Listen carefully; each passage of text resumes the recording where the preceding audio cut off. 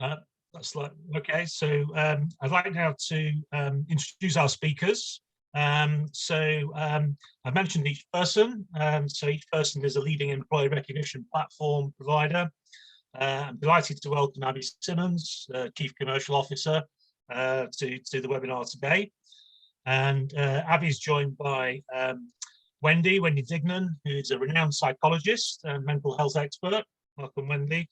And by Karen Utley, and Karen is the Assistant Director of HR at Ashford and St Peter's Hospital NHS Foundation Trust.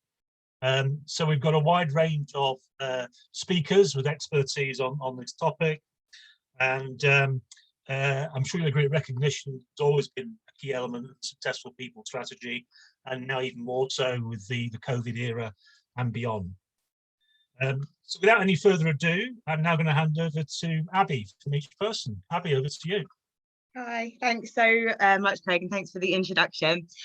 Really lovely to have everybody on the webinar today. So thanks so much for everybody taking time out of your days to join us.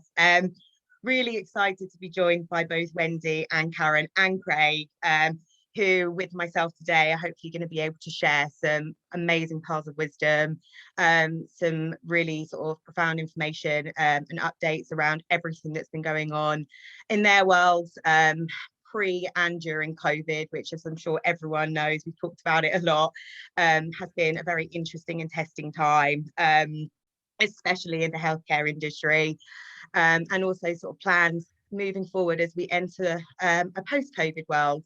So we're going to be sharing some really interesting stats and findings around recognition and rewards, how we can help support industries and businesses moving forwards, and also the impact that COVID is having and has had and will continue to have on both the sort of mental and financial and well-being of companies and their employees.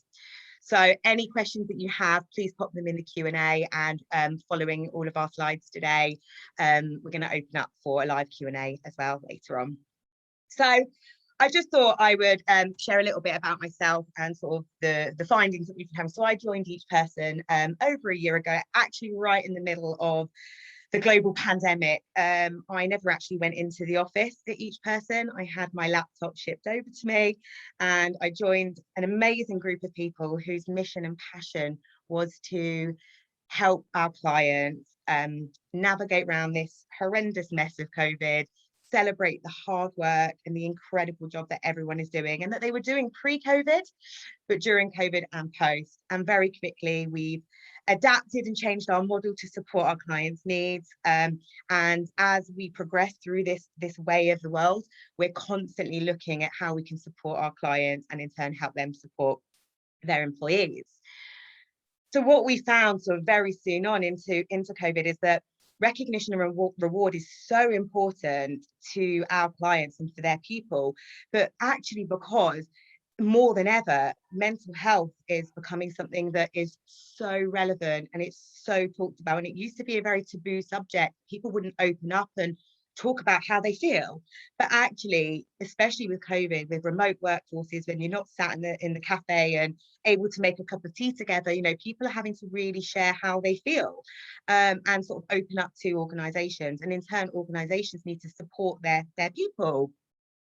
So the research that we've done through surveys and through research externally away from each person is that, you know, 61% of workers are saying openly that they feel lonely. You know, the majority of people are now working at home. They don't have their work buddies. They don't have their lunchtime group of mates to go and have lunch with. They can't just walk to the end of the table and ask, you know, their boss or their manager for some help. They have to do it all remotely via the wonderful world of Zoom or media. And people feel lonely, they miss human interaction. And as a result of this, 60% of people are now saying that mental health, you know, their mental health is suffering. When your mental health suffers, unfortunately, if you bring it back to work, it means that your work suffers. And, you know, in turn, that can make an organization suffer. And, you know, you want your people to feel valued. You want your people to feel like they're doing a great job. They work harder. The harder they work, the better a business does. And in turn, companies are going to succeed and people are going to stick around for longer. So more than ever, 64% of employees are saying that recognition is more important now than it has ever been. Saying thank you is so important. Everyone is working really hard. It doesn't matter what industry they're in. Everybody has worked so incredibly hard throughout this pandemic and will continue to, post this pandemic. So to say thank you, to value and celebrate your people has never been more important. We then looked at financial well-being. Mental well-being leads to financial well-being, and they all play a part. And again, there's been some really harrowing stats that have actually shaken me when I think about it, to know that 70% of people believe or use the word chronically broke is a really, really sad stat. We know it's tough. People have been furloughed. People have been made redundant. People still don't know what the future of their business is. And therefore financial worries are really, really, 54% of people are saying that financial worries are now their biggest concern. So again, at each person, we've been working with our clients to really understand, how can we support your financial concerns? How can we help you, help your people just navigate a little bit better around financial well-being? If they are financially more relaxed, are they going to be a happier employee? If they're a happier employee, are they going to work harder? Are they going to work, better? And again, how do you make them happy? How do you help with this financial worry and with the mental health concerns? You say thank you. You put a smile on people's faces. You let them know that you value them and that actually they're doing an incredible job. And this is all we're trying to do and all we are trying to help our clients do. And if we can help people feel a little bit more relaxed about their financial worries, a little bit more relaxed about mental health concerns, and put a smile on people's faces, in turn, they're going to, do a lot better in the world of work and put a smile on everyone's face. So this is where we are, and this is what we've been doing at each person. We always talk about a happy team. At each person internally, we're an extremely happy workforce. There's the old saying of smile when you dial mentality, and I think that's something that's extremely apparent. We talk about recognition because we know that if you recognize your people and you recognize that people are doing a good job, it increases productivity, it increases and encourages a positive and supportive culture. And actually, it reduces turnover because you have a long-term stability. People are more likely to stay in their job long-term if they're recognized for the hard work that they're doing. We've surveyed a number of our clients over the last few months, and over 50% of the employees are saying that actually a simple thank you will suffice. No one needs necessarily huge grand gestures, of bands coming down the street with fanfares. It's just a simple thank you, a digital e-card, a nomination for a job well done. And this is what we're building in a digital way, so it doesn't matter where you are across the country, which desk you're sat on, which borough you live in. If we can celebrate across an organisation universally, uniting everyone together just by saying thank you or well done, it's going to make the world, your environment, a lot happier. And that is what we're doing. So there's been some recent stats, new stats that we've sort of come across and that we've looked at sort of over the last few months. We're calling it a post-COVID world, obviously, with the way the world is. We only came out of lockdown about 2 days ago. So I'm not really sure we can fully call it post-COVID, but we're aiming for that.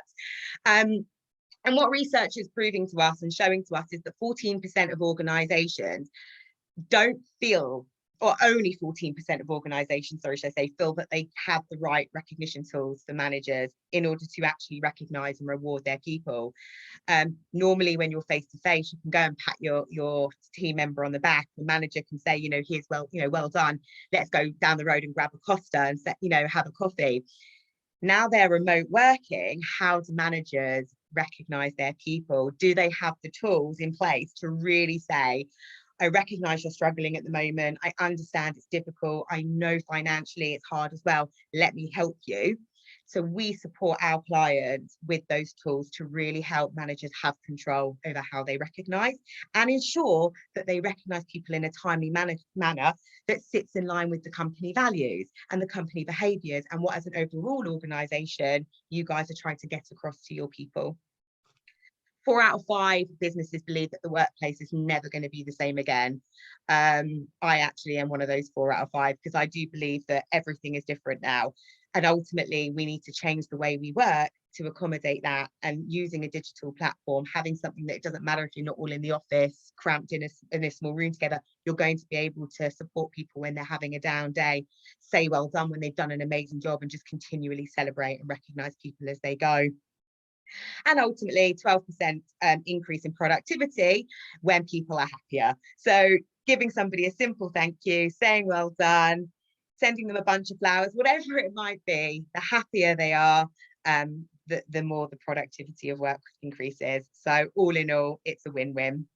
And finally, businesses are finding that there's an 800% return on investment when mental health programs have been implemented for their people. And it just goes back to everything I've been saying. A happy workforce is an engaged workforce. An engaged workforce work a lot harder. So investing in your people is actually investing in your business, quite simply. And that's what we at Each Person have been doing for our clients and continue to do in a post-COVID world. So I just thought I'd show just the graph. It went a bit crazy in March, April, which obviously was due to the pandemic, when organisations suddenly realised that, you know, no one was in an office anymore. People were all over the place. People were working harder than they've ever worked in their lives, and our clients just did not have means to be able to celebrate in an instant, timely manner.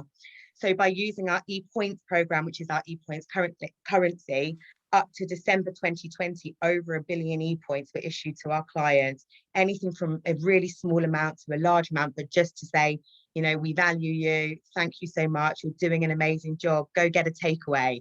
You know, it's difficult out there, let's support you with, you know, your food shop, you know, whatever it might be, the little wins to say thank you, we value you, all through our ePoints platform. A lot of our clients are frontline workers, care workers, and to be able to help them and celebrate them has been absolutely amazing for Each Person. And as a result of that, we actually changed up the way we help our clients recognise and reward. And these are things that we've done during COVID and continue to do post-COVID. And we changed our model a little bit just to really accommodate our clients. So we introduced a lot more choice for employees. You know, gone are the days now that you can go up to an employee, shake their hand and give them a gold alarm clock for, you know, a tenure, or give them a certificate. And you have to think about flexibility. Demographics are so different across industry, across organisation. And if you're going to celebrate somebody and give them a reward or help them with that financial well-being piece to help salary stretch that little bit further, you have to have choice. You have to give people something that they're going to want. So ePoints and Each Person, we've built a platform that allows flexibility for choice.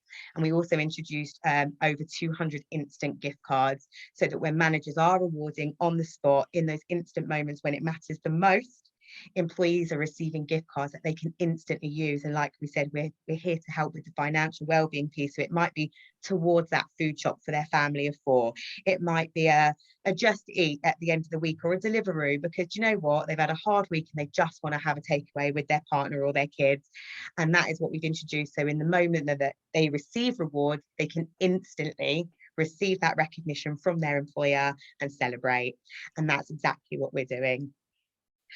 The final thing that we've introduced as a result of COVID, and something that we're really excited about and really proud of actually, is that we know that employees are struggling and we want to help celebrate them. But we also know that our clients have to have the budgets in place. And like we've established, it's hard at the moment. Companies are struggling financially. So Each Person introduced something earlier on or later on in 2020 called Boost, where we support our clients now so that any reward budget they have, we boost by 10%. So if a company gives their employees £100, they actually receive £110. And that's something that we are continually going to be offering to our clients, because we believe that if we can help our clients' budgets stretch further, financially, mentally, it's going to boost the happiness of their employees. And that in turn is all we're trying to do. So they're just a few things that we've been doing, some of the ways we've been supporting our clients, and continuing to look at the stats, assess and survey our clients and their employees and what's important to them.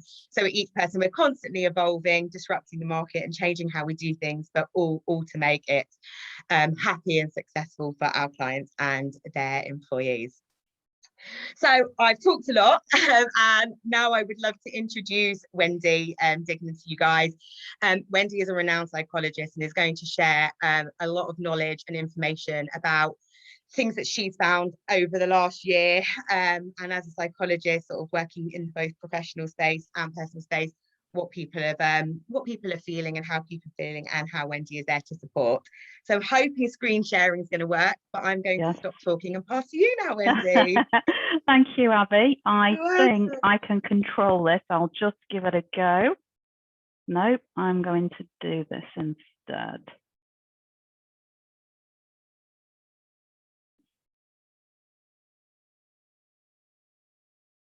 I think that should be okay. Does that look all right to everyone? Excellent. There we go. Wonderful. The tech works. So as a psychologist, the last 12 months have been really interesting time, specifically around mental health and well-being. And the pandemic itself has generated loads of research into all the effects. And it's clearly had ramifications for employees, employers, and the whole of the population. And it's a huge time of change, and change in how we think about things, huge changes in how we work.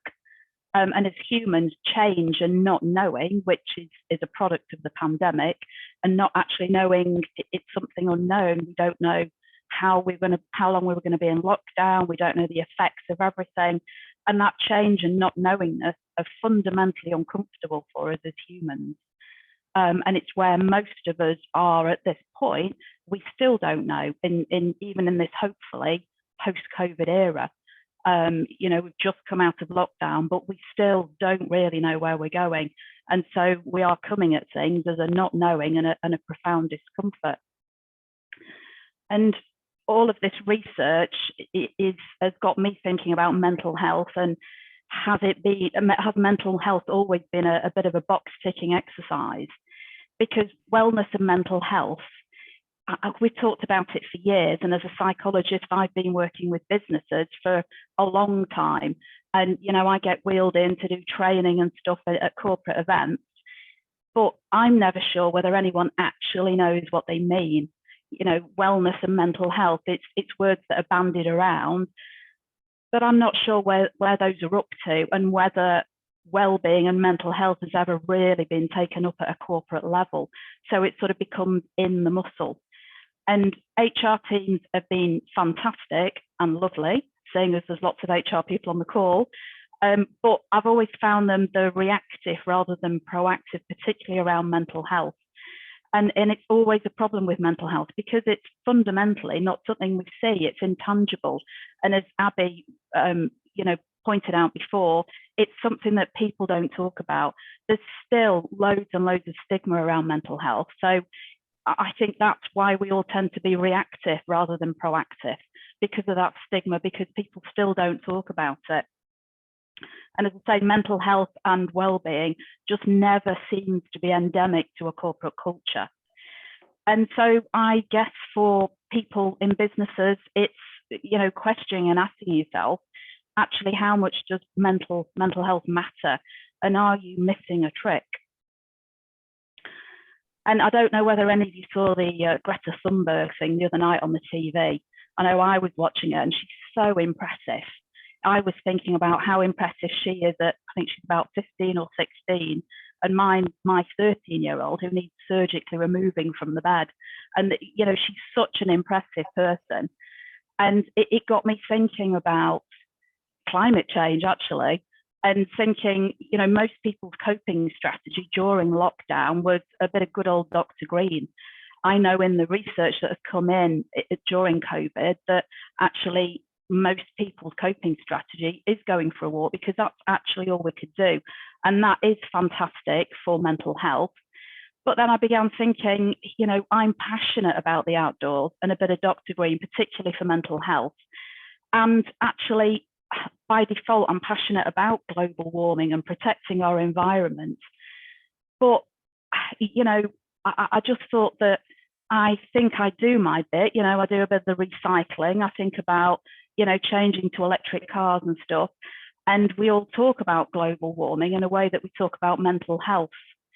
But actually, I thought I'm probably guilty of it being a bit of a tick box exercise about global warming in exactly the same way that I think it is about mental health. And there's a statement that Greta makes, and she made on the programme the other night on the TV, and that's act like your house is on fire, which I absolutely love. And I think that's really relevant to mental health at the moment, because the pandemic's created huge problems around mental health, and we can't just leave it to be a tick box exercise. We've all got to act on it, you know, and in the position as employers and employees, it's our responsibility. So the post-COVID mental health thing, hopefully it is, we are now talking about post-COVID, but again, about change and the unknowingness, it remains to be seen. But the process of lockdown itself has been like a mental health perfect storm. And I don't think we've seen anything about the effects on mental health yet, because of this idea of keeping safe. I've been having lots of conversations with colleagues about, you know, everybody's talking about the pressure on mental health and the effect it's going to have, and that, you know, all these people are going to start coming through the doors. I've got lots of colleagues in the NHS, not in private practice, and most of them are saying we're just not starting to see that. You know, we don't want to say anything in case it's us, but we're not seeing this big influx. And a discussion via good old Zoom, we were saying that what we think has happened is that, yes, mental health problems are hugely on the increase because of the pandemic, but because of the safety element with mental health, i.e. we've all been removed from the world and also removed from triggers, which means that people are able to stay safe. They're not having the same triggers. They're not going outside. They're not having to interact with people. They're able to retreat into their worlds. And this tsunami is just starting. I know this week, I've never been busier. Literally, from Monday, my phone and my email has been red hot. I'm thinking, what's going on? You know, this is crazy. But it's because we're just coming out of lockdown. So people that can hide away and avoid anxiety triggers, avoid having to get up and interact in any meaningful way, are just starting to feel the pressure. So I think this is going to start to be a huge trigger and start to see all these mental health problems coming out into the real world. And if somebody said to me, how do you create a depression and anxiety? What do you actually have to do? You know, tell me how to create that for someone that doesn't suffer with these sort of mental health problems. And I would say, okay, well, this is what you do. You withdraw from the world, you cut off your network, you avoid anything that could be fun, enjoyable, or potentially triggering. You avoid doing anything that gives you any sense of achievement at all.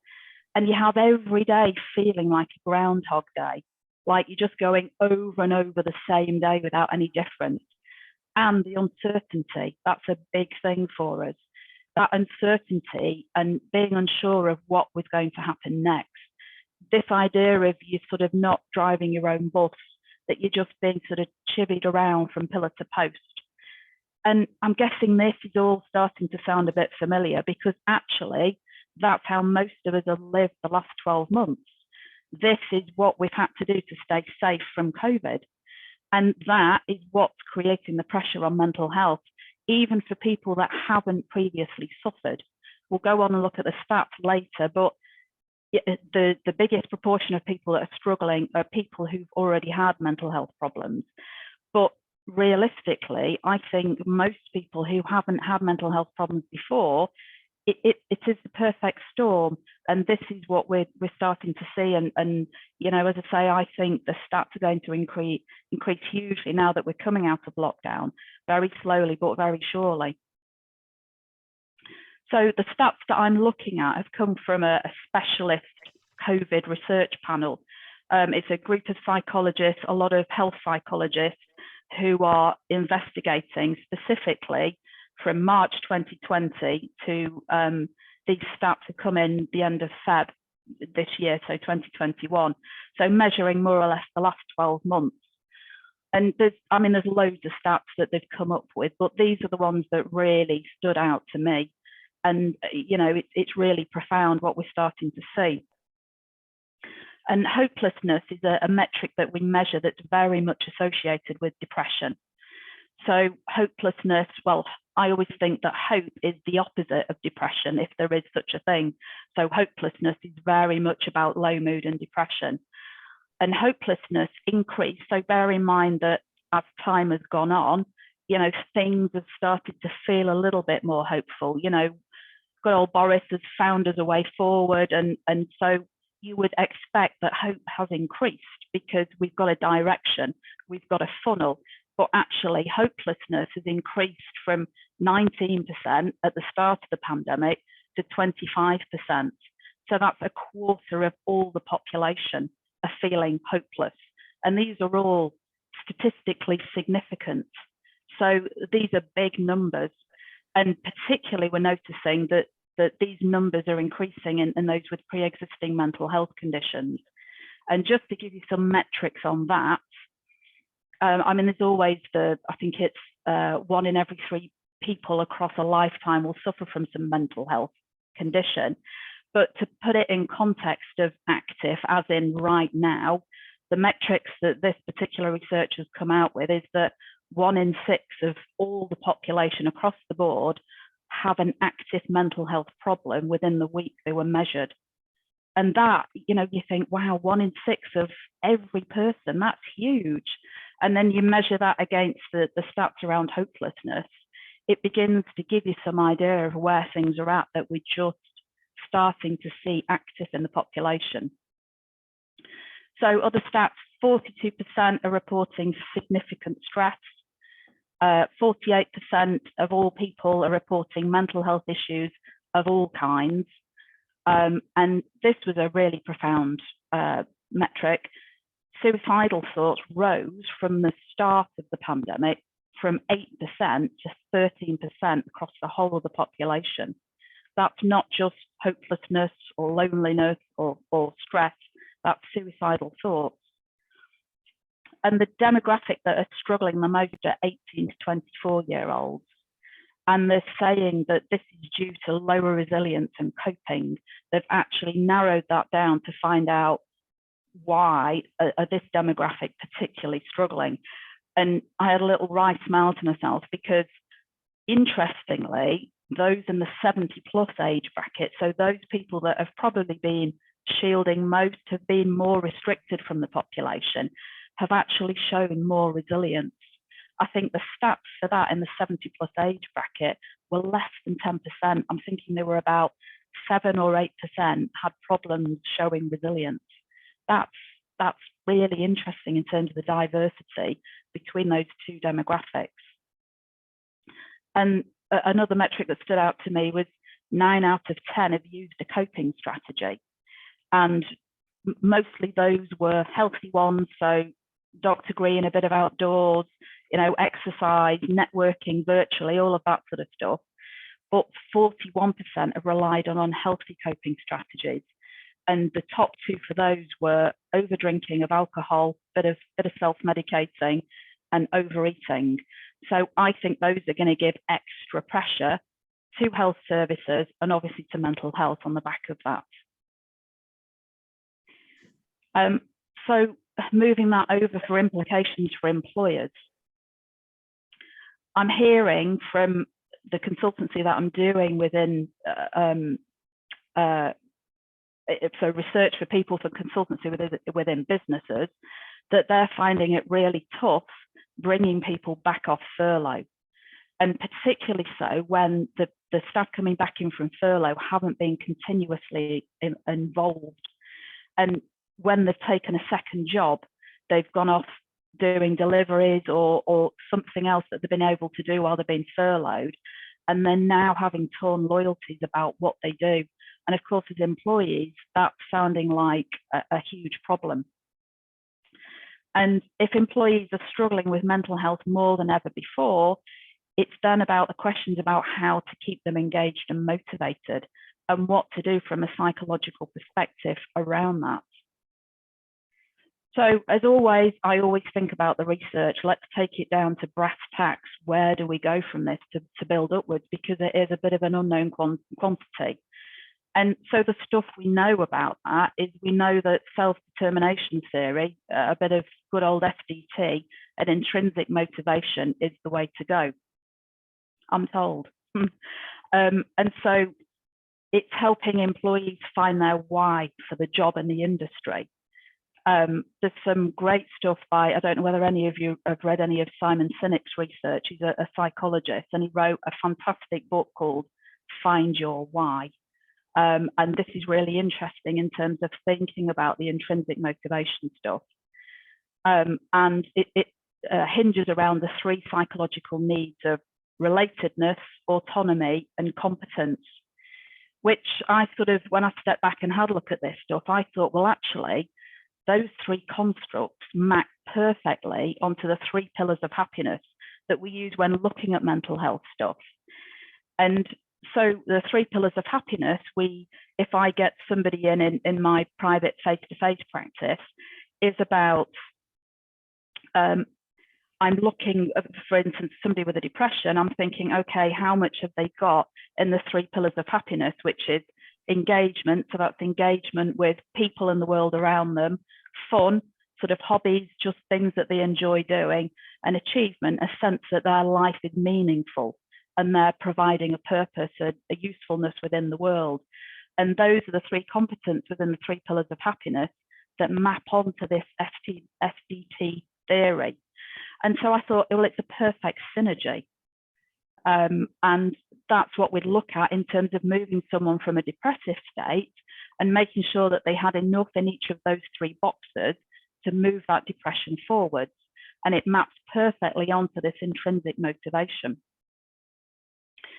The other thing that people can go straight in there and do is about coping skills and resilience.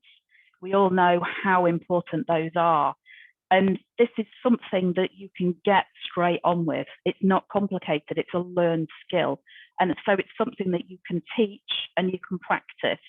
And anything about teaching and practicing is about developing proficiency at it. So learning how to be more resilient and to develop more positive rather than negative coping skills is something that all employees can learn how to do more. And again, we're looking particularly at that 18 to 24 level. And I was joking with some colleagues the other day saying, maybe we should get all the resilient over 70 to teach this lower demographic, because the over 70s have clearly shown some innate resilience during the pandemic. And I'm looking forward to seeing the research around that and actually why that's happened. That I find that really fascinating about why that is, particularly when, as a withdrawal from the world, they probably have had it harder than most. So I guess the key points for me in terms of psychology and post-COVID and how to keep staff motivated, particularly from a mental health perspective, is about being really proactive. Before your house catches fire, going back to Greta's quote, it's going in there and getting something set up, bearing all of these points in mind. And, you know, again, you can go straight in there and build more resilient and positive coping skills. And thinking very much about increasing this intrinsic motivation and helping people find their why. You know, why did they want the job in the first place? Why were they attracted to the industry? That very much maps onto this intrinsic motivator.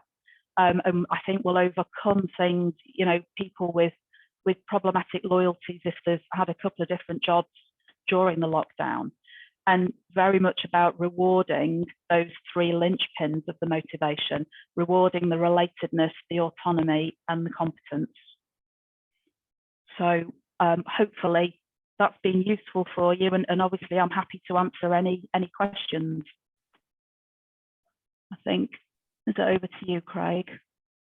I'll stop sharing my screen. I think at this point we're going to ask Karen to share some perspectives on what her experience has been within the hospital trust. Okay, where do we start? I haven't got any slides, apologies everybody, but I was kind of going to break this down into the recognition side of things in 3 stages. So pre-COVID, in the middle of COVID, and what we're doing in what we're calling our recovery phase, which is kind of the NHS term for kind of hopefully post-COVID. So, you know, anybody coming into the NHS, we're not coming in it for the money. Mostly, we're not coming in it for the money. There's varying reasons why people come into the NHS, and you know, COVID may have done us a favour in terms of recruitment. I know a few people have felt, you know, drawn more to supporting the NHS. We've had so many volunteers. Our trust specifically has worked very closely with the airline industry because we're just down the road from Heathrow. So we had quite a few cabin crew and pilots coming working in our vaccination hub. So, you know, it's been great from that respect. But also we've got people who've literally just, I am done, I am out of here, I am never doing this again.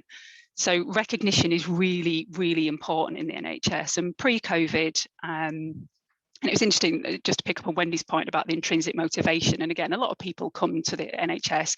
I'm in HR. The reason why I wanted to work for my local trust was my daughter was born prematurely. She was in our neonatal unit here for a month. Wow, the care was amazing. So when this job came up for my local trust, I wanted to come and work here. But everybody has their own reasons. But what we need to ensure is that, you know, we are rewarding and recognising our staff within the confines of the NHS budgets and so forth. So a lot of things around team member awards, team member of the month. We've obviously signed up with Each Person, which was, you know, new for us, having a digital platform where we could send e-cards.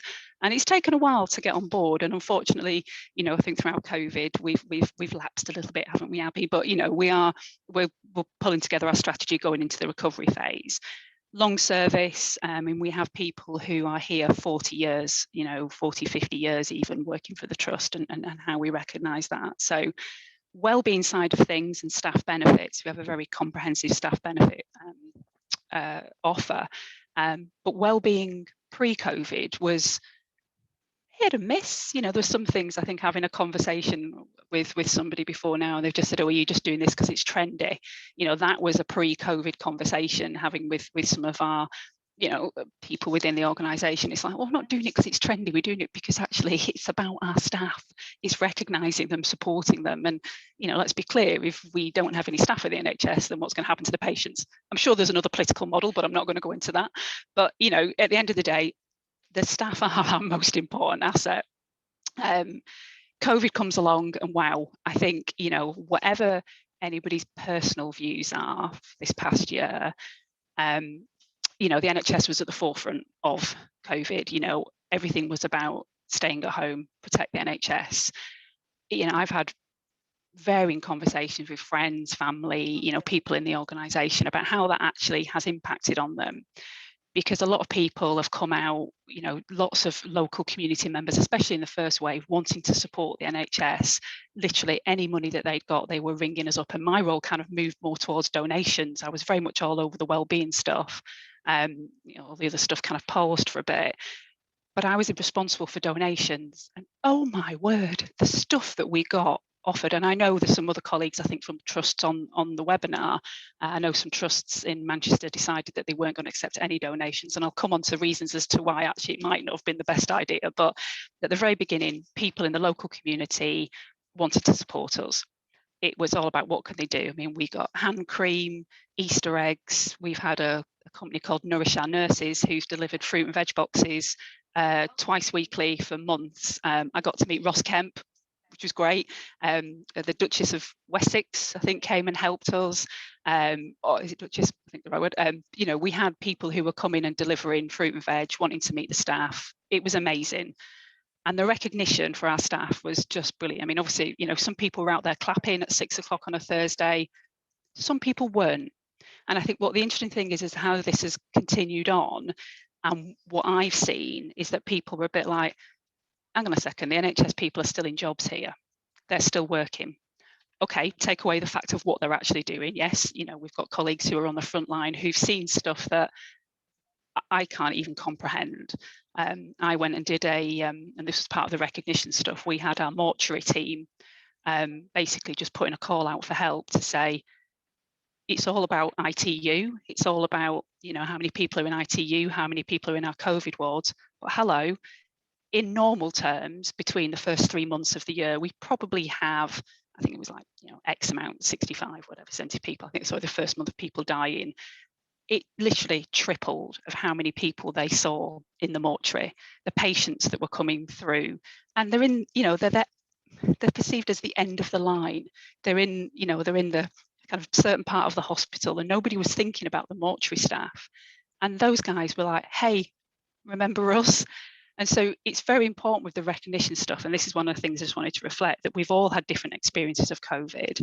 We've got people who, you know, majority of us are in on site, but actually there's people who were sent home and haven't been on site for a year and have felt completely left out. And we've all experienced it differently. And again, some of my friends say to me, well, you just had a different experience of COVID, because I'm not relaxed by any stretch of imagination, but I've been coming into work. My daughter got a place at the school, so I was still coming out. So I felt, you know, my support bubble were my colleagues. And we've lived and breathed it for the past year together. So recognition is tricky, because no matter what we try and do, we're not going to meet everybody's needs. And this is what I found throughout COVID, is that it was great that we were getting our fruit and veg boxes twice a week, but only 200 boxes were coming. We have 5,000 staff. So, you know, do the maths, that doesn't work. And even throughout the year, we were going through the process of making sure that every team got something. They might have got an Easter egg, they might have got, I don't know, hand cream, whatever it is that we can give. But as the year went on, staff then started saying, why is it ITU get everything? And we're like, well, they don't get everything, but you know, that when the community members are offering donations to recognise, that's what they see. They don't realise that actually our radiographers are in the background still doing stuff around cancer, still doing, you know, all these other things that they do. Our haematology team are still taking, you know, bloods and doing stuff around cancer. We've still got outpatients, we've still got physio, we've still got all of these other, the porters, the cleaners, we've still got all of this other staff. Absolutely, we need to ensure are recognised. But again, if you're not, you know, the NHS, sometimes people just see as doctors and nurses, which is absolutely fine, but it's massive. And so we had to make sure that everybody was recognised fairly.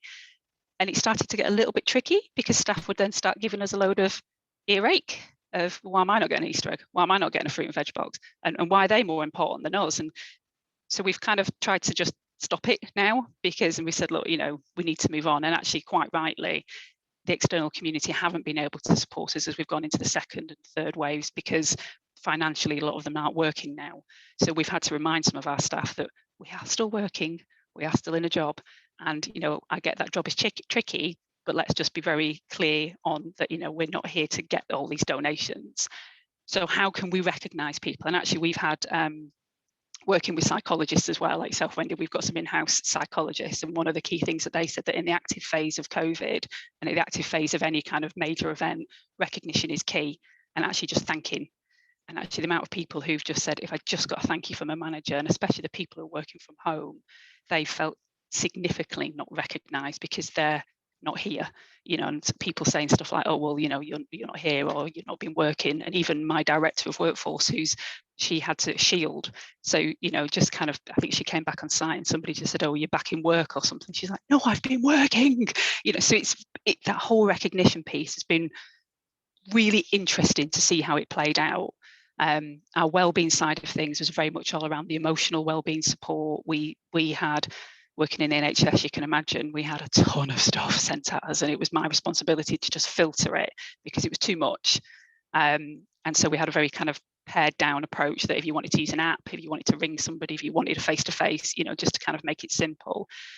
So in a post-COVID world, the recognition side of things of what we're looking at is to refresh our strategy and look at what we can do and get some more cards and get people using the very short, sharp things of the thank you, but actually making it a bit more quirky, sending some more of the cards, bringing back the staff achievement awards.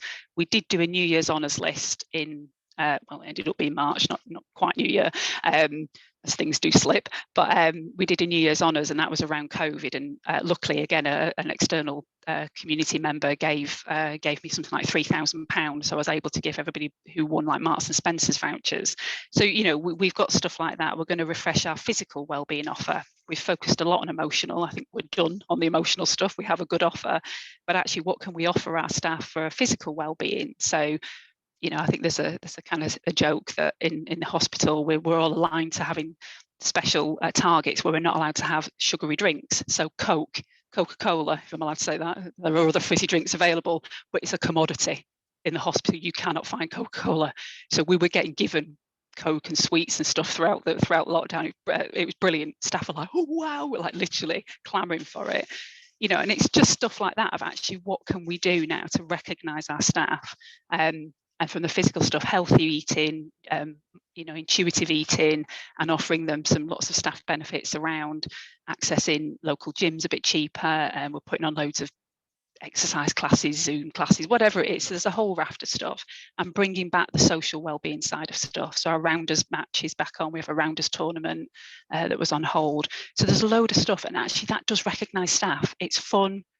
People can get involved if they want to, and you know, people get a trophy at the end. So it all links into the recognition. So I'm going to stop talking now, but that's the thing for me, that it was kind of the three things of what we did. We've now got to come into the recovery period and think about thanking people, working with our managers and doing some compassionate leadership stuff as well. We're doing a big piece on compassionate leadership about picking up on wellbeing conversations.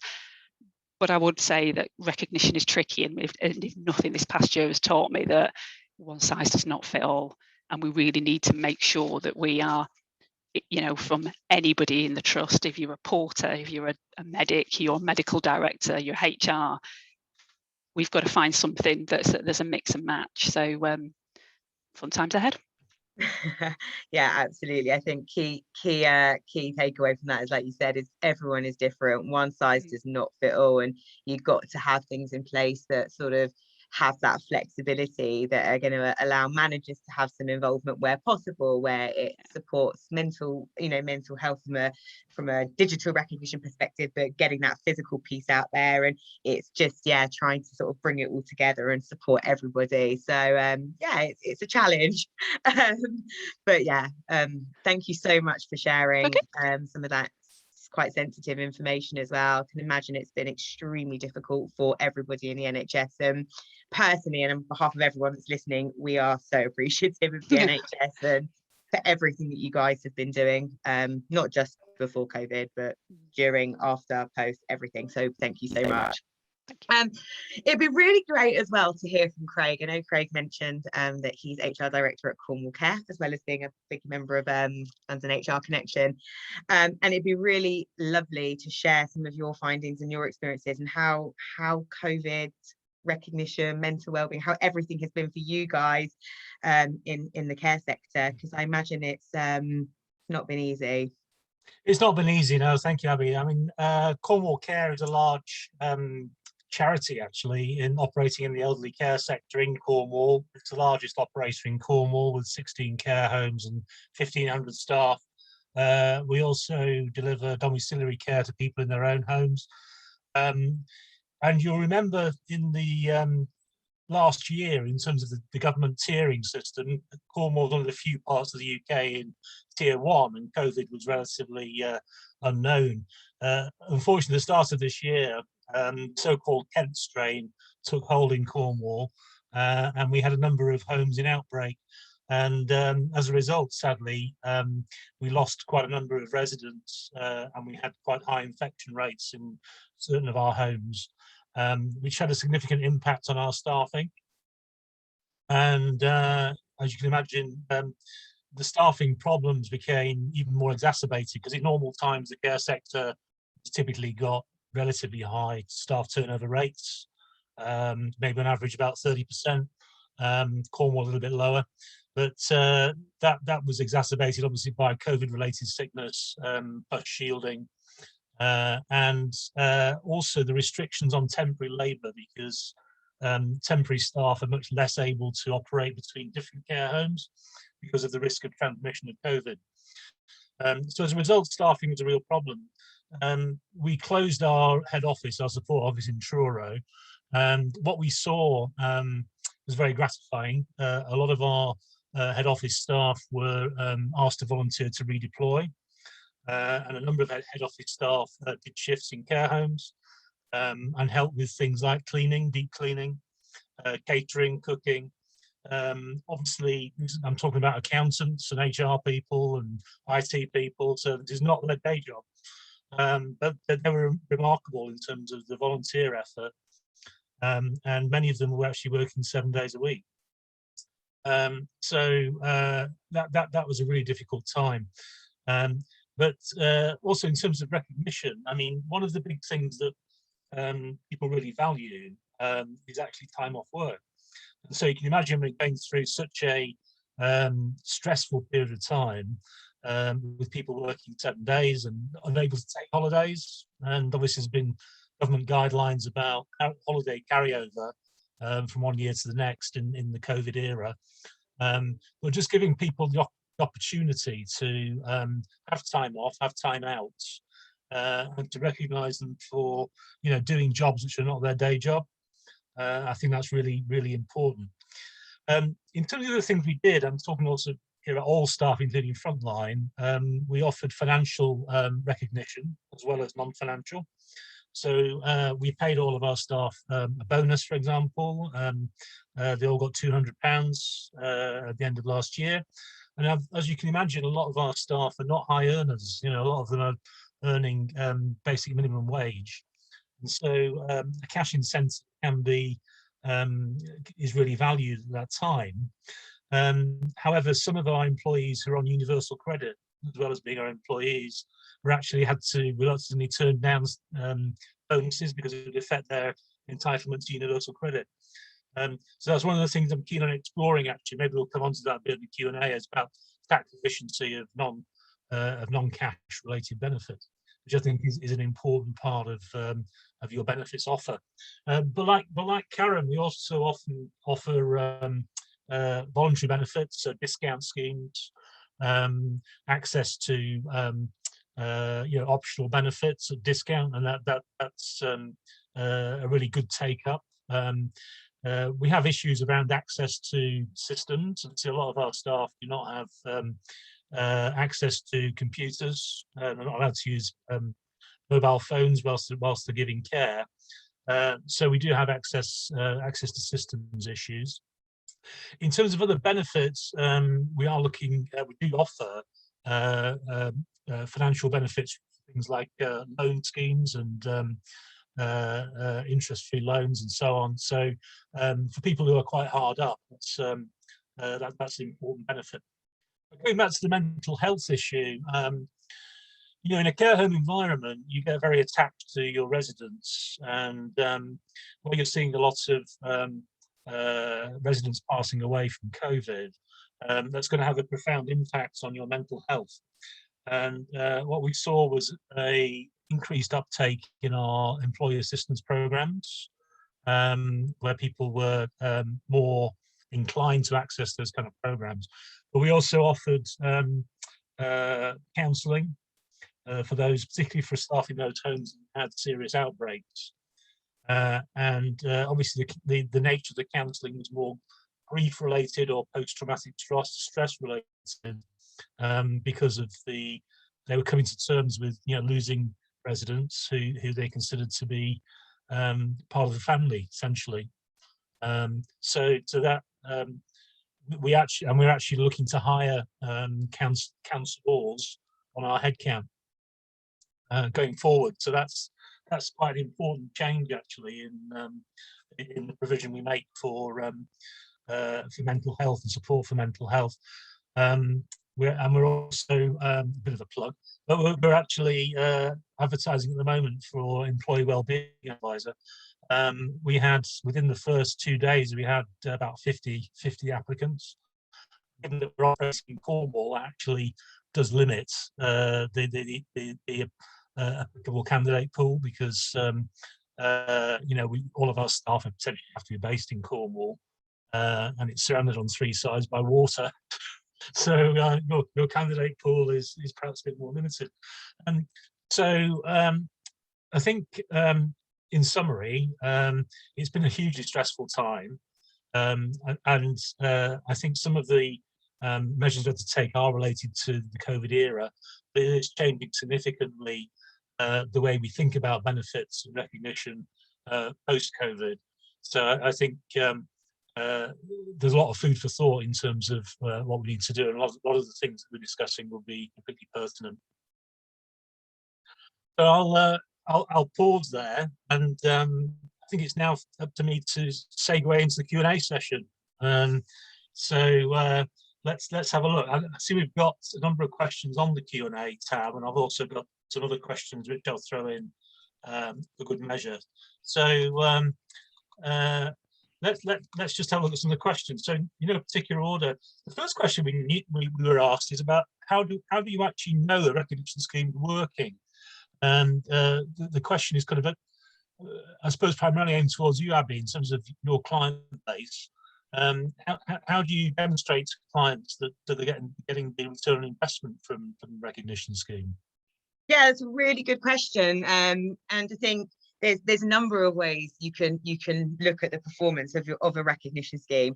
You can take it quite literally, especially when we've been talking about well-being, and you know, Wendy's sort of 3 pillars, and the happiness is that when people are happy, they work harder, and if people's, you know, work is improving and productivity is improving, is that the success of a recognition program? That being said, when people are investing in a recognition program, especially a digital platform like Each Person, for example, you need to know that. So everyone talks about a return on investment. I like to talk about a value on investment. Can you put a price on recognizing your people? Is there a cost aligned to saying thank you? Personally, it's the value. What we do with our technology is have real-time instant reporting. So there is a dashboard that is available for HR responsible for that program, for individual managers to assess the recognition that is being sent across their team, that's being sent across the company. So not only can you see how often people are being recognized, you can see what they're being recognized for. If you're introducing a simple thank you culture, which is clearly extremely apparent across today's, you know, conversations, as Karen mentioned earlier, a simple thank you in the past year is probably more valuable than anything else. And when you're away from your colleagues and you're away from your managers, have they forgotten about me? Do they even know that I'm working really hard? Do I need to keep sending an instant message so they can see that I'm online? Or do they trust me to know that I'm doing a good job, and can they see it? Well, saying thank you is all that they need. So we have our digital e-cards. Everything is reportable. So we have instant reporting that you guys, HR, can actually download, export to CSV, and really sort of measure the success, but also break it down in a more granular way. So if you have a selection of e-cards, for example, that are aligned to company values, company behaviors, you can see which e-cards are being sent the most. So I would imagine across our whole entire client base, if I was to run a report, that the most popular e-card away from specific company values will be the simple thank you e-card. I know internally at Each Person, every single one of my colleagues is so important to me and to my team and to the work that we do. And I could not do my job without my whole entire workforce. So I know that when I send a thank you, an e-card, majority of the time is because I'm saying thank you for helping me, thank you so much for everything you're doing. So the reason predominantly for me is around just that thank you piece. But ultimately, I don't actually know if that's the most popular reason within Each Person or across our clients, but we do have real-time reporting, and our clients are sort of assessing where there's really strong spikes in recognition, where specific values and behaviors are being used more than others. And it actually helps shape our clients and their organizations to go, well, if we have a specific value, or there's a specific thank you culture that's not being used or used as much, do we need to internally think about those values? Do we need to change what we're doing? Do we need to re-educate our managers, re-educate our people on when you should say thank you, how to say thank you? When do you go above and beyond that? Actually, a simple thank you just, won't suffice. And actually, you've done something that's so wonderful, really pushed the needle. Do you look at that financial reward piece? Do you send something, I don't know, that's more than a thank you? But ultimately, how can you know that without the data? And we have raw, instant, real-time data. So that's definitely sort of how we support our clients in knowing how well these programs are performing. I hope that's answered the question. That's great, yeah. And you quoted the stat. Someone's asked about the stat that you quoted, 800%. I mean, ROI improvement. I mean, I guess it's just very difficult to put a precise number on it, isn't it? Yeah, absolutely. But I think it goes back to, that's a huge percentage. But ultimately, you know, I'm very fortunate to work for an organisation that really care about the mental health and the mental well-being of its staff, and every single one of our clients absolutely has a passion for their people, otherwise they wouldn't be clients of ours. Quite simply, it's, you know, it's everyone cares about their people. Wendy, a lot of the clients that you speak to and the people you're dealing with, you know, it's all about now a subject that once was really taboo is now so prominent, it's so on the forefront of everyone's minds. So I look at it as, if I feel open and comfortable to share something that I feel, and then I speak to my boss about it, or I speak to or some of my team speak to me about how they feel. Once you've got it off your chest, or once there's sort of processes in place, again, driving it back to recognition, that thank you piece, or, you know, financial burdens, but actually I've been able to make some savings on some of the things that I would have had to have bought anyway, because they're, you know, key things I need in my life. You have a sense of relief. When you have a sense of relief, your positivity is lifted, and you work harder, because actually the cloud that's been over your mind for the last 24 hours, 40 hours, you know, whatever it might be, is lifted, and instantly you're more productive, you work harder, you're smiling, so you're happy to put that extra email out or make that extra call, or, you know, whatever it might be. So yes, that stat is a phenomenal number, that percentage, but it makes total sense. And it goes back to what we said, a happy workforce is a more productive workforce. And if we're supporting people with mental health, they're going to be happier. Okay, that's great. And you mentioned something I'm going to pick up on there, which is around the stigma about raising issues around mental and financial compensation within businesses. And maybe I could ask Wendy to comment on that. Is there a stigma, and how can you actually help overcome that? There's still definitely lots of stigma around mental health stuff. It's still a problem when I'm going in delivering training and stuff into businesses. There's still a real stigma, and I get asked most questions via email after the training, you know, and that's still the case. You know, and everybody sort of looks at each other silently, and you build this into the training now, but it is definitely a stigma. What I've noticed is using Zoom, it's helping people have conversations, because via Zoom, you cut out all the sort of little clues that you get off people. So people are having to learn to be more explicit about struggling with things. So I think that's helping to have mental health conversations, as in people checking in virtually, because there's a lot of body language that's missed out.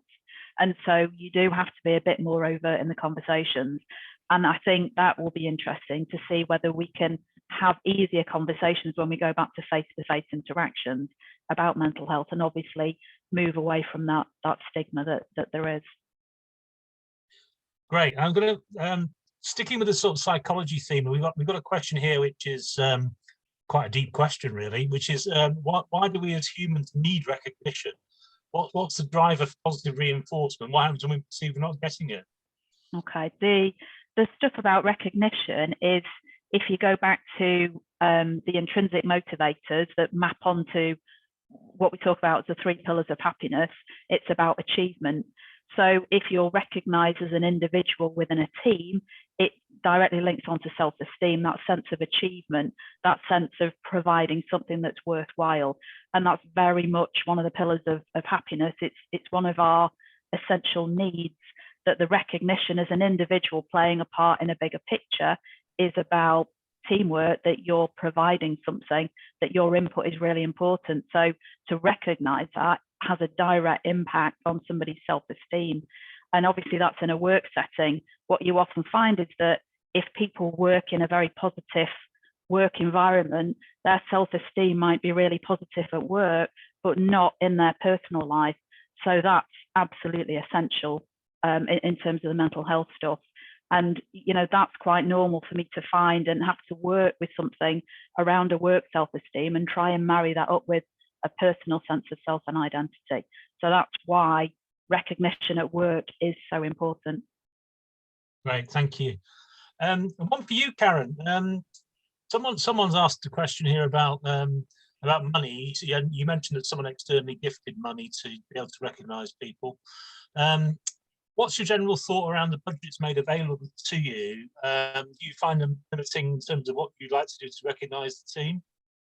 So pre-COVID, I didn't have a budget at all for anything to do with wellbeing or recognition, nothing. So I had my just budget that I'd be given, and we got. I also look after the training development, leadership development, and so forth. So we would get external money from Health Education England. So I'd be, hopefully they're not on this call, but I'd be creative with how I'd spend that money.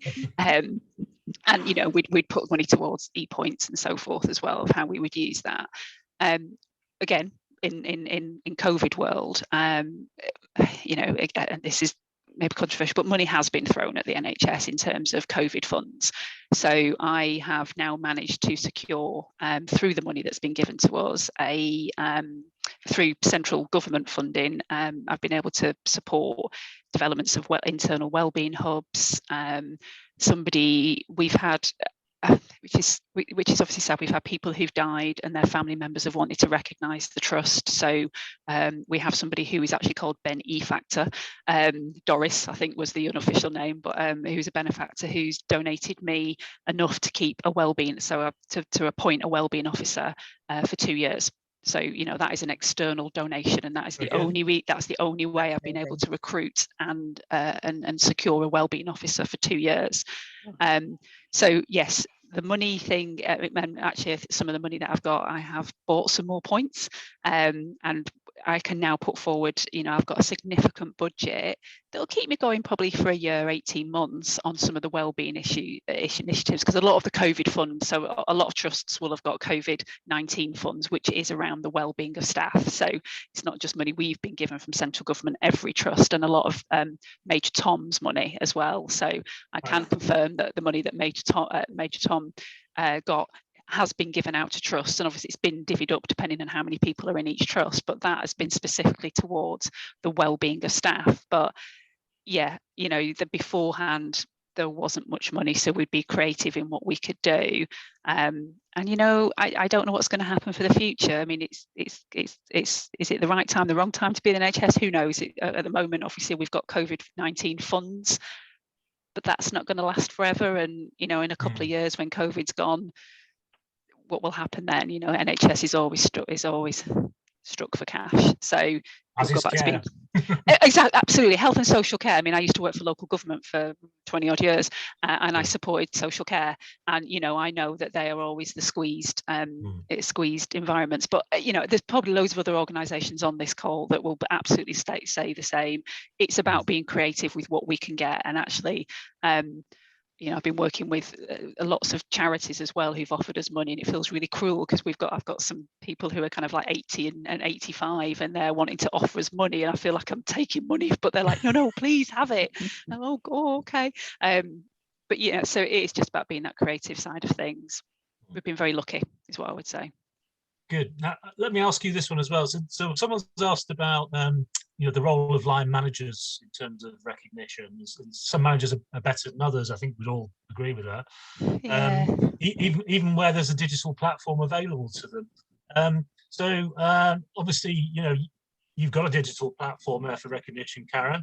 How are you finding this sort of take up and the use? And do you find that some managers are using it all the time and some managers not using it at all? Yeah, so absolutely throughout COVID, I will be completely honest, and Abby will know this, I don't think anybody's particularly used it because they've just not had the time. And to be fair to us, we've not had the time to promote it and so forth. We've been talking about, you know, working from home. We've done a load of guidance. We've done a load of toolkits about, you know, making sure that you're keeping in touch with people. And that's kind of what we focused on more, about how we can support our staff who are working from home and working on site. So very much around that, very physical and face-to-face, say thank you, just, you know, check in. And again, as people on the webinar will know, the thing is with managers, sometimes, you know, you're I don't know, I'm going to pick on an architect and just go with it for the thing. You know, you have people who are great with inanimate objects, people who are great at drawings, people who are great, and I used to work again with local government, so I work with a range of kind of professions, brilliant at what they do, but hit a certain grade, they'd all of a sudden become a manager. And with that doesn't automatically also mean that you're a people person. You know, you're great at what you do, you're great with numbers, you're great with, sorry if there's any architects on the call, but you know, you're great with what you do, but actually just because you become a people manager doesn't mean to say you're great with checking in. So I think with everybody, and one of the things that we're going to look at is the cultural piece around that compassionate leadership, and it is a bit of a buzzword at the moment, but what does that mean? And actually a lot of it is just about checking in.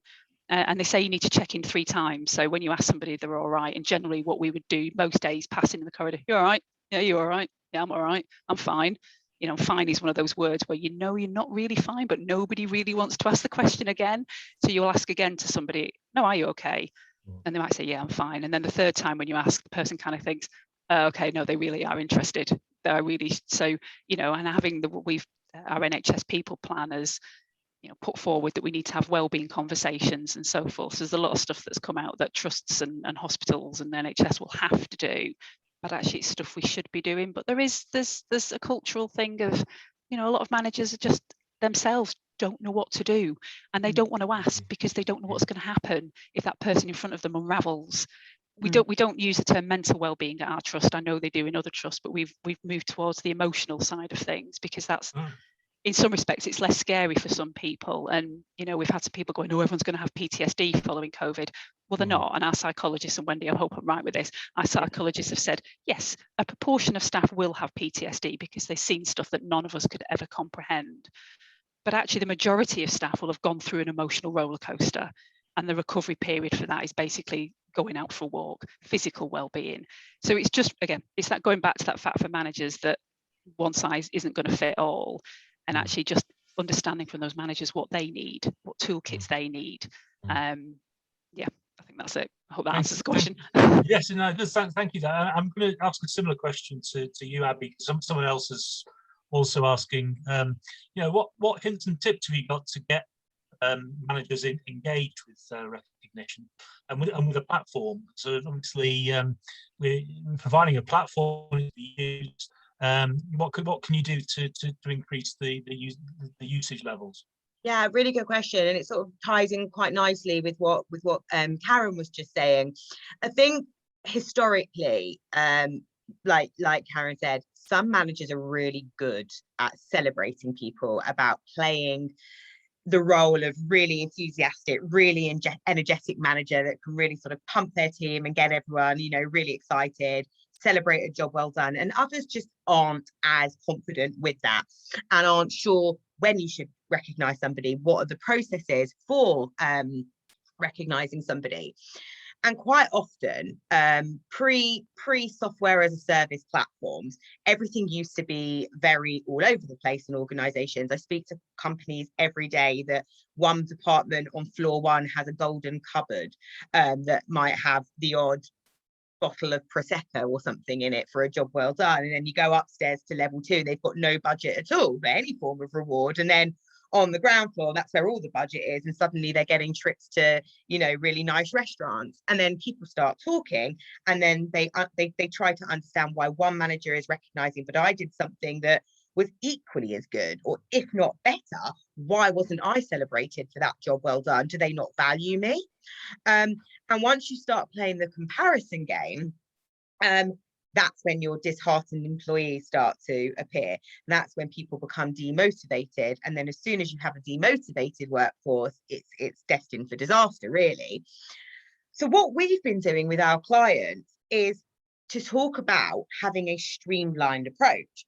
So if everybody is on the same page and everybody has the same budget, everybody has the same tools, everybody has the same guides in place or KPIs in place as to sort of when should you recognize, when do you say thank you, at what point in your organization or across the work that you do you say, actually, a thank you is amazing, because obviously it's always great to say thank you, but this time you've really excelled. You know, this isn't just a digital thank you e-card. This is nominating you for Star of the Year or for Employee of the Month, or, you know, you've done something that's so wonderful. This is you know, a CEO award, or, you know, whatever it might be that you've got in place.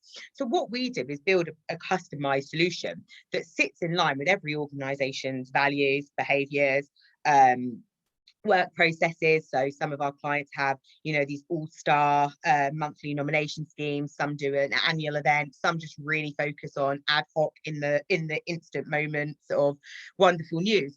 But actually train those managers, teach them how to use the program, how to use this technology, which is so simple and effective and so simple to use once you're taught, and put the tools in place that actually makes it very, very simple. And what we often find is that once one manager starts recognizing a team, they start to talk. Even if you're not in an office at the moment, everyone has Slack or Instant Messenger or gets on a Zoom 4 o'clock drink on a Friday, and they start talking, don't they, about that recognition thing or that thank you card or that, you know, Employee of the Month award. And then they start talking, and then other managers jump on the bandwagon. And it's often about just communicating. Communication is so key with everything. So we give everybody the tools, we put comms together. We have an amazing team at each person that put comms together to sort of shout out the amazing tools that are in place.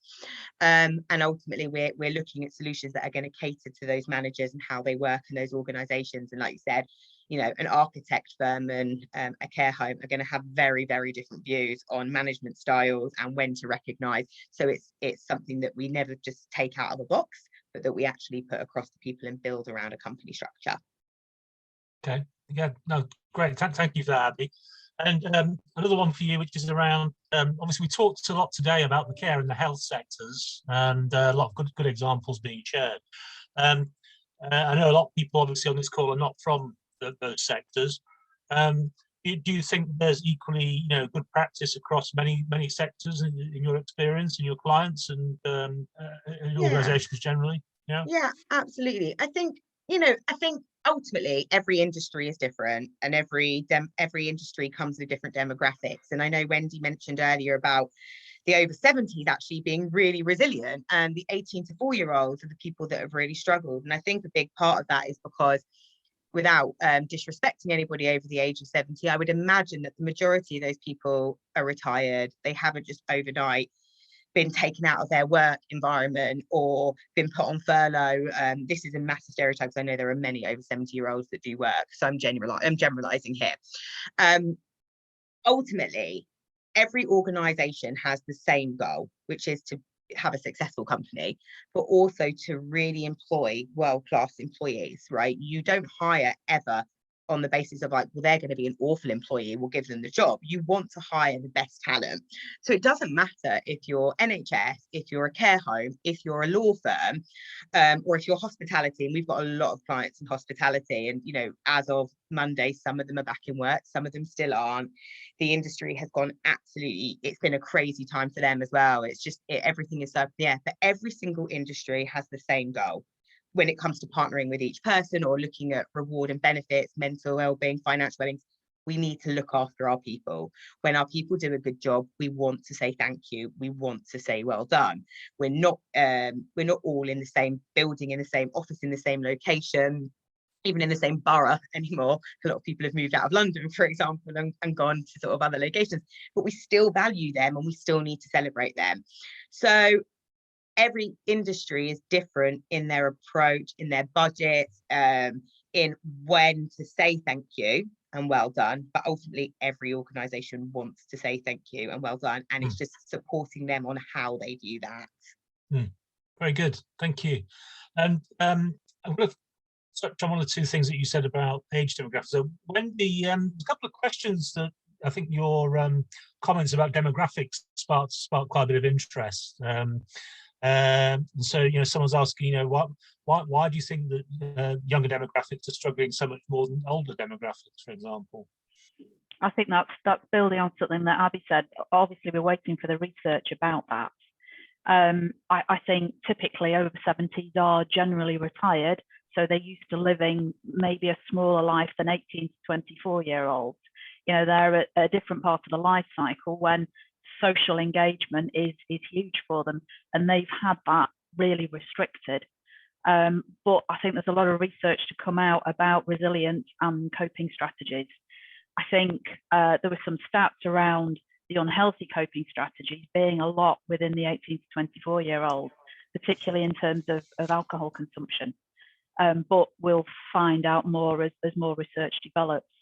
But, you know, I know it's not very politically correct, but this talk about that snowflake generation, you know, you can't sort of avoid the elephant in the room, can you? And, you know, I don't know why are 18 to 24-year-olds called the snowflake generation. You know, that's probably a little bit about social psychology, and hopefully we'll find out more about that and then marry it up with the COVID stats. And I think it's going to provide some really interesting results. But, you know, on a guesstimate, you can probably marry up the fact that between 18 and 24, you know, it's where it's at. It's about that social status and, you know, building an identity. And 70s plus, you know, they're already there. Plus their world is usually a lot smaller. So I suspect from an environmental factors, that's where it's at, but we'll find out. Yes, and I'm just reading the chat. Some people are definitely agreeing with your comments Snowflake. there, which is quite interesting Yeah. on the chat. Yeah. Were there any other particular demographics? Obviously, you've talked about the 18 to 24s, but I don't know if you looked at any other age demographics or any other kind of way. There was nothing really that was jumping out. You know, it was typically across the population. Those were statistically the only things that were, you know, we were really noticing in the younger demographic versus the 70 plus, which, you know, I just picked up as being interesting because 70 plus have typically been really shielding, you know, and they've not bent the rules. So you would expect maybe a different result.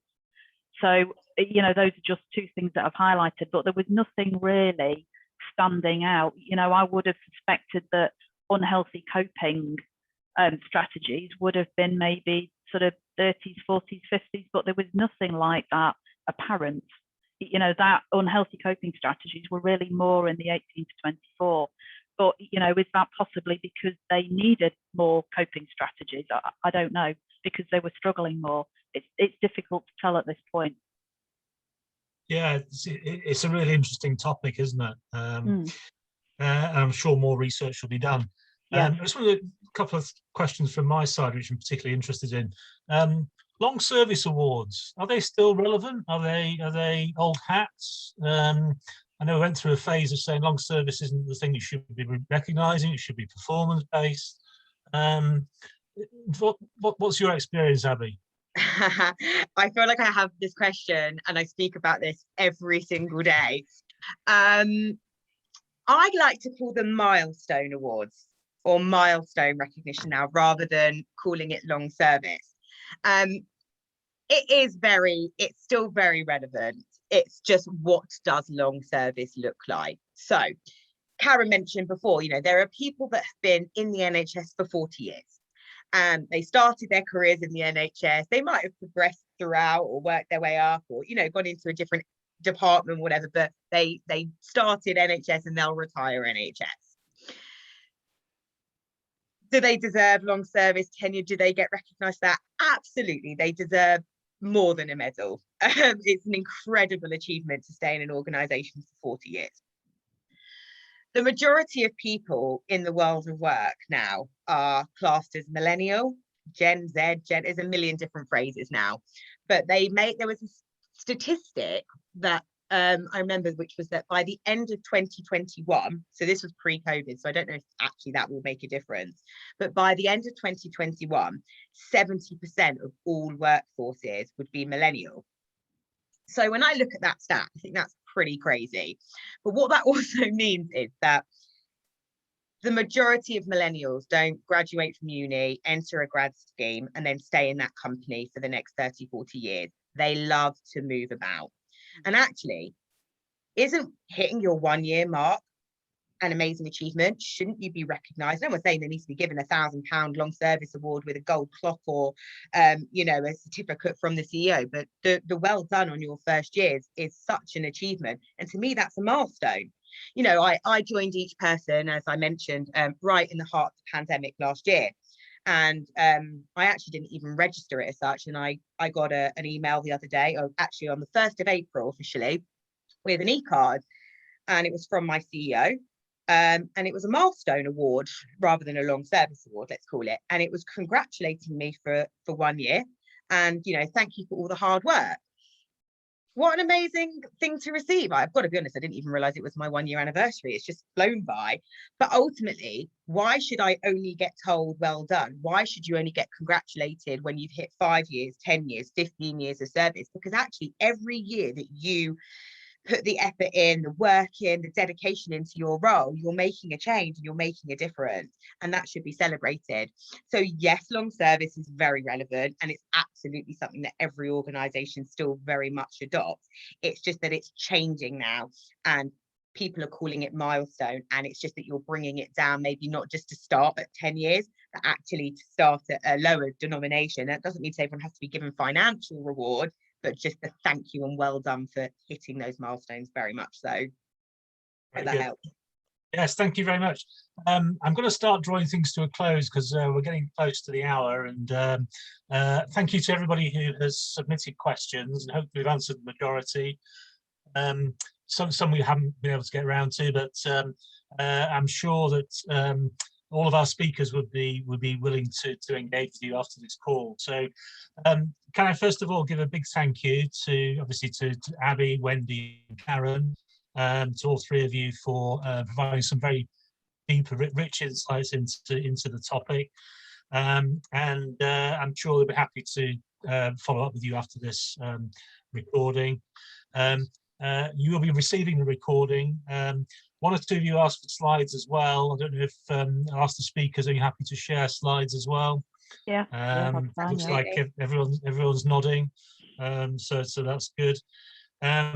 So thank you. And just to mention in closing, our 2021 season continues in just 2 weeks' time, April 28th. And our theme on that day is the psychology and reality of hybrid working. As we all adjust to a new normal in terms of ways of working, which I'm sure many of us are doing. Our speakers are from leading consultancy OECAM, who will join us a couple of weeks' time, and the Director of People, Culture and Change from Stonewater Housing Association will also be speaking. Details are already on our website, so if you're interested, please do sign up. I hope to see you again in a couple of weeks' time. Until then, bye for now, and thank you for joining. Bye, everyone. Thank you so much, everyone. Thank you. Thank you for listening to us. Thank you. Take care. Cheers. Bye now. Bye. Bye. Bye.